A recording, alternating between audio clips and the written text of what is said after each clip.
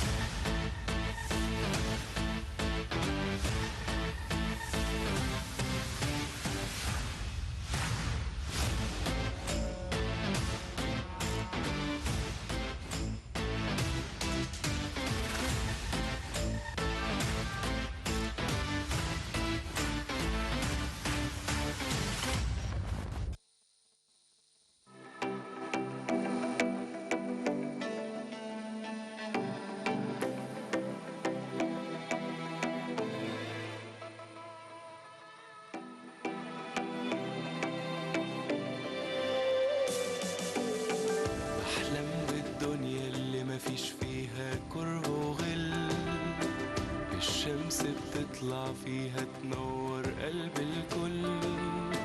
الحب يكون هو لغتها والناس تستمتع بحياتها، والخير يزيد ويفيض ويغطي حدود الأرض.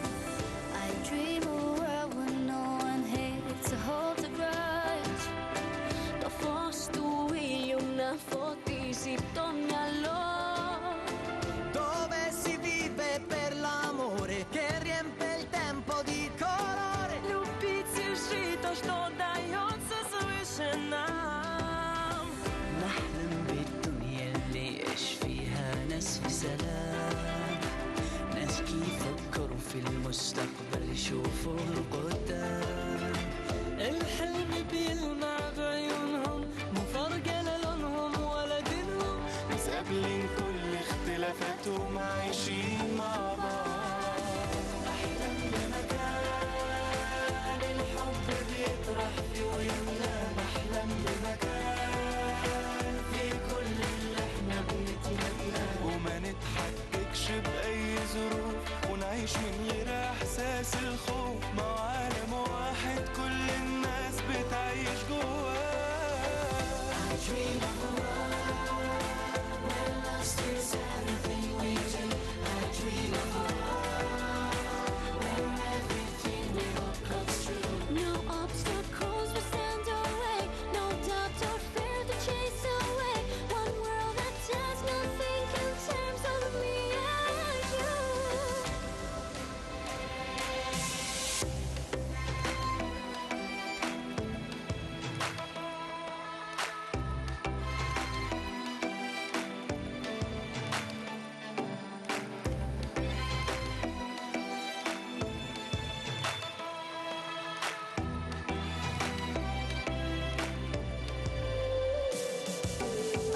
De braços dados e brilho em cada olhar. Sorrindo juntos nós podemos ir além. Nungam ko 상상해 봐요. 모두 따뜻한 세상. Novo mundo orientado para o bem. كلنا جايين من نفس الأب ونفس الأم، من حواء ومن آدم من الآخر نفس الدم. هي حقيقة ولازم نرضى. كلنا راكبين مركب واحدة، أكيد رايحين نوصل مع بعض البر أمان. ख्वाब एक दुनिया का जहां हो, चैन हो अमन, हर किसी का कल खिला हो जैसे महका चमन. Tulivyoshikana siku za kale, kwa nini tena tutenganishwe? Tamani dunia yaliyo na umoja. I dream of a world where lust is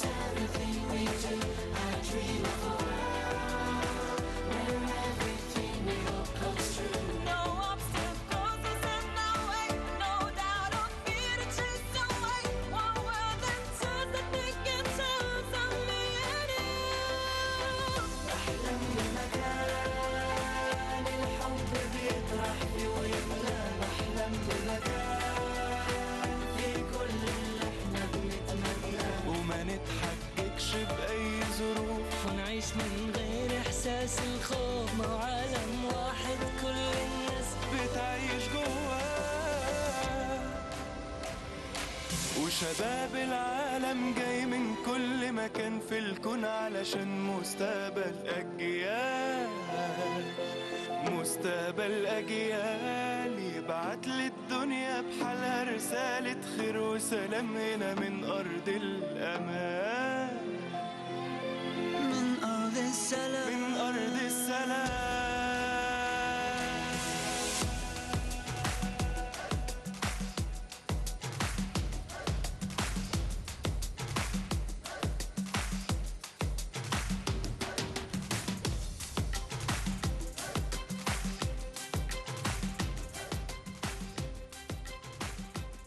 Welcome back, and to talk about extracurricular activities and its importance to youth, and also artificial intelligence and the future of artificial intelligence and digital transformation. We're joined over the phone by our guest, Mona Emad. Hello, Mona. Hello, nice to meet you. Good afternoon. I would like to start with you about talk about your award that you received here in Egypt from the Egyptian president in 2018 for your extra activities at the university. Tell me more about this award. Sure. So I had this award by President Abdel Fattah al-Sisi at 2018 at Cairo University during the 6th National Youth Forum. It had like so many reasons. Part of it was I had the best role model in the university. I attended so many activities during the college, like with Students' Union, exchange programs with the university. Also, I had a special award in electrical engineering in a scientific conference called Intel. Okay. I also had partial scholarships from universities in United States before I joined the college. So yeah, I had so many things. I had like a very full CV. So I was chosen to be awarded by the president. How was this motivating for you? I mean, at the very beginning of your career life, I mean, how did you feel about it? How did it motivate you? So it always gave me like something that tells me that how special I am that I got this award, and it made me want to do more. It made me want to be to achieve more. So I started looking for, first thing, I wouldn't stop doing activities even though I'm a graduate and I'm working, but still it's part of in my blood, as they say. So I joined the World Volunteers Day. I joined the World Youth Forum as part of the United Nations, the Human Rights Model of United Nations. Yes. And not even participating. I also had contribution to that part. So I helped them create a management system for managing like the time, the session, what country will be talking and so on. I did this in one day. I just told them like, I want to do something. I want to be part of this. And I did it, and it was really successful experience to me. So yeah, it was always motivating for me to do more and to achieve more. Great.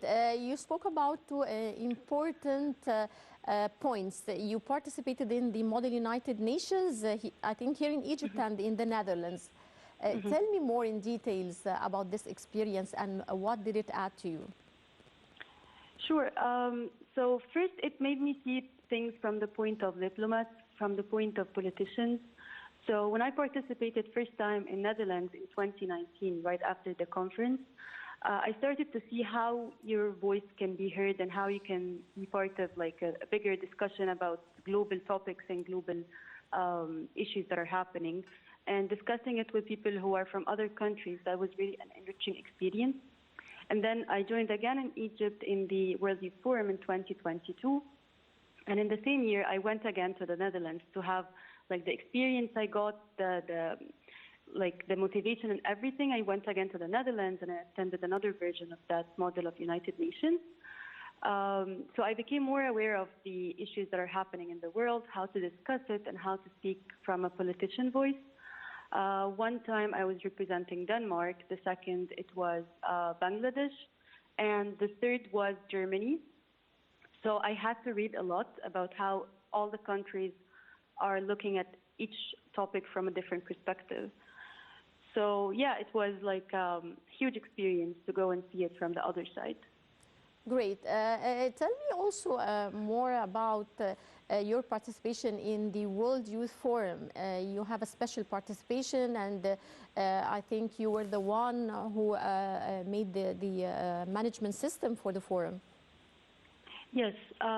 So the session itself contains like all countries are speaking. Some of them need a special time to speak. Some of them need to be like to have a vote and so on. So at that time, it wasn't a full developed system. They were just using, I would say, a paper to handle this. So I said, like, it's my major. I'm a software engineer. So why don't we make a system that automates the entire process? And it happened. They said, like, they accepted the idea, and I made it, as I mentioned, in one day. So, and it started to work, and it was implemented, and it was really like something to say that we appreciate your work, that it was on the main screen. And even the president attended the session, and saw the efforts and everything. So to me, that was something to say, like, even though software engineering is more or less dominant, but I was able to use it in different areas like the United Nations and politics. Right. So yeah, it was indeed like it was a great experience again. Yeah. Right. I would like you also to tell me more about your career and how are you planning for your future. You studied artificial intelligence and computer science. So tell me, what are you planning for your future career? So I did graduate from computer and artificial intelligence, and I was more specialized in web analytics. It's like the world of data, the evolving world of data and AI and like machine learning and everything. So I joined that major. I was a consultant in analytics, and then up to a manager in analytics. I had my own team. Then I decided again to see how the world sees these and where like people are. They got to what point.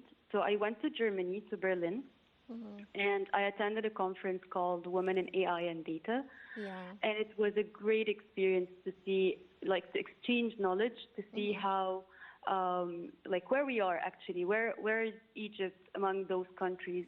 Are we on track? Are we behind? Are we, like, ahead of them? So yeah, I'm willing to grow more in this career and looking forward to see it from all other countries' perspective. Right. Since you're specialized in artificial intelligence, would you like to tell me more about, you attended a conference abroad to see where is Egypt from this digital transformation taking place around the world. So tell me, how did you see Egypt in comparison to other countries, and specifically with regards to digital transformation and artificial intelligence? I completely see that we are on track. We are not behind at all, especially with the new initiatives, with the new Digital Egypt and the new efforts that are made to get us on track, to make us not using paper anymore. We're more sustainable. We're more digitalized.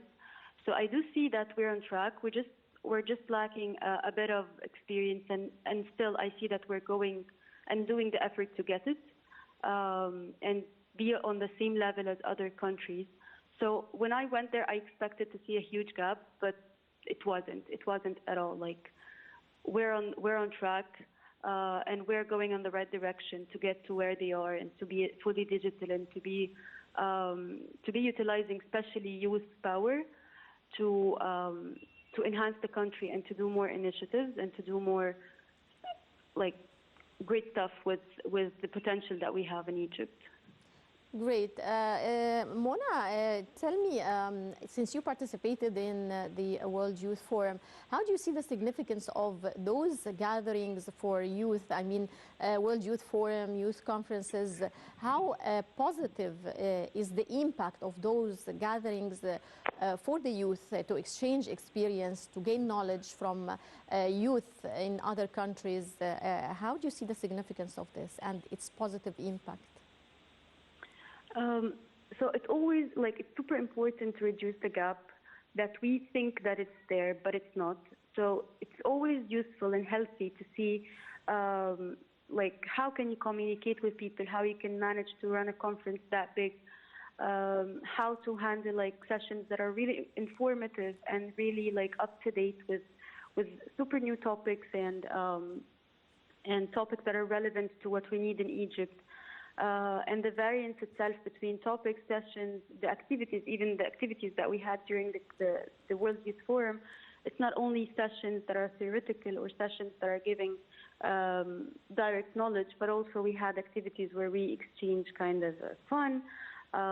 We see how people think, we accept each other, we learn how to accept each other and how to socialize and how to be around people who are not like from, you're not speaking the same language, you're not from like, you seem to be different, but we learn how to not to be different. So it's really important in growing your mindset and enriching youth, Egyptian youth, with experiences and communication and new ideas even. Like so many people who met in the conference, they continued knowing each other, working with each other, like doing even more of communication. So I think it's really important that we have this conference in Egypt. Right. Finally, Mona, what would you like to tell youth about persistence and perseverance to achieve your goals? I would always say, don't stop being young. Don't stop being a youth. Even if you think that you're old, but you're not. Always volunteer. Don't miss a chance. Like whenever you get a chance to get out of the box, to see new people, to go through new adventures, go for it. You'll never regret it, but it's the opposite. You'll regret not doing it. So yeah, I'd highly encourage them that they take the extra mile and don't let their life stop at work or graduation, because it never stops. Right. You definitely faced a lot of challenges and obstacles. Tell me, how do you overcome challenges and how do you face obstacles? So indeed, I did face like lots of challenges, especially being a girl in the tech field, because it's kind of a man-dominant field. But I always overcome those by support from like people around me, from support from my managers, from people whom I worked with. So once I start doing something, once I start to show the potential and that I'm willing to learn it or I'm willing to do it, I get the support I need, and I try to like prove myself in that career. So I start to think, just remove the idea of you're a girl, you don't belong here or something.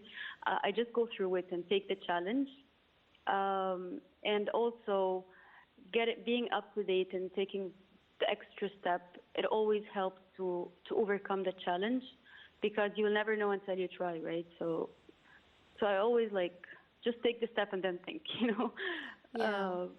Yeah. Right. Well, I would like to thank you so much, Mona Emad, the graduate of Artificial Intelligence and Computer Science. All the best of luck.